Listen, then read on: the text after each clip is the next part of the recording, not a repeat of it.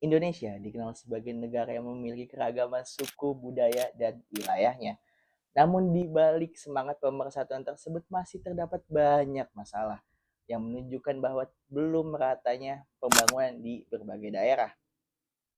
Salah satu contohnya terlihat dari tingginya angka anak putus sekolah di Papua yang mencapai angka 700.000 anak. Permasalahan ini berkaitan erat dengan integrasi nasional, tetapi karena ketimpangan sosial dapat mempengaruhi rasa keadilan serta persatuan bangsa. Halo teman-teman semua, teman-teman udah tahu belum? Ada berita tentang 700.000 anak di Papua mengalami putus sekolah secara drastis. Nah, itu menjadi salah satu lemahnya bangsa Indonesia dalam sumber daya manusia. Padahal pendidikan itu adalah salah satu investasi dalam jangka panjang untuk bisa memutus tali kemiskinan, di mana itu adalah menjadi salah satu infrastruktur yang berarti dan paling utama menjadi tonggak bangsa kita. Nah, dalam isi berita itu, kementerian itu seolah-olah tidak memberikan fasilitas-fasilitas yang ada pada pendidikan tersebut. Kalau mau tahu selanjutnya, let's go.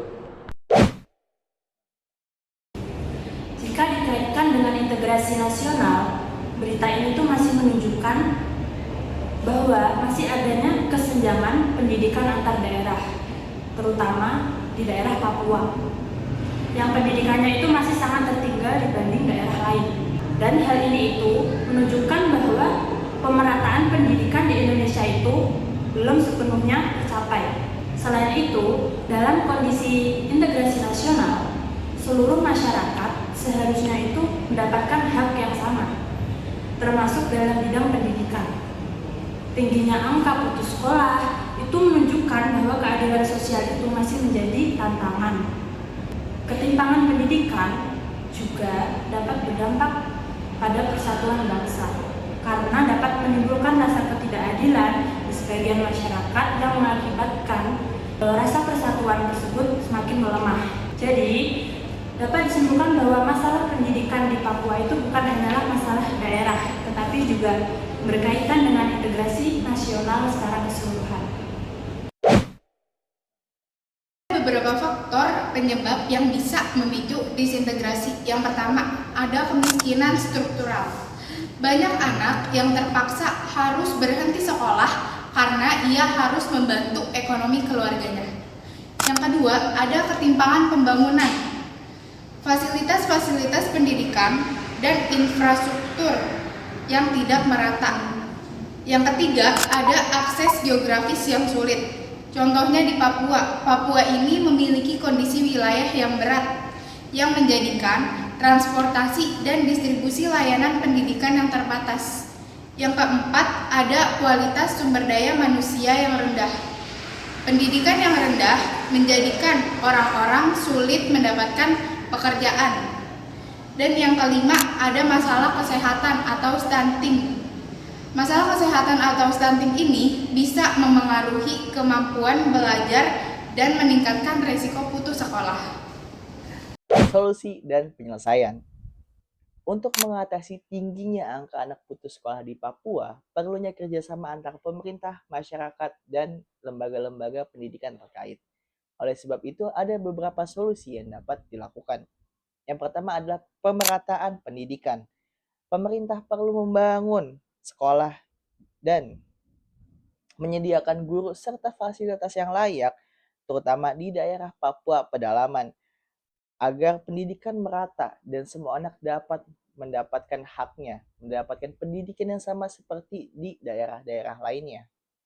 Yang kedua adalah bantuan ekonomi bagi keluarga yang kurang mampu. Banyak anak putus sekolah karena kondisi ekonomi keluarganya yang kurang mampu. Oleh karena itu, perlunya bantuan seperti beasiswa, bantuan perlengkapan sekolah, serta bantuan tunai yang sangat diperlukan anak-anak tersebut agar dapat melanjutkan pendidikan mereka. Yang ketiga adalah pembangunan infrastruktur. Akses jalan yang baik, jembatan, dan transportasi yang memadai dapat menunjang kegiatan belajar mengajar siswa dan guru, terutama di wilayah-wilayah yang sulit terjangkau. Yang keempat adalah peningkatan program kesehatan. Program kesehatan ini penting untuk mengurangi angka anak putus sekolah di Papua karena masih banyak anak yang mengalami masalah kesehatan yang menghambat proses belajar mereka. Karena anak yang kurang sehat cenderung sulit untuk berkonsentrasi dan mudah lelah, sehingga prestasi mereka menurun. Oleh karena itu, pemerintah perlu meningkatkan layanan kesehatan serta memberikan edukasi kepada masyarakat agar anak-anak dapat memperoleh pendidikan yang layak.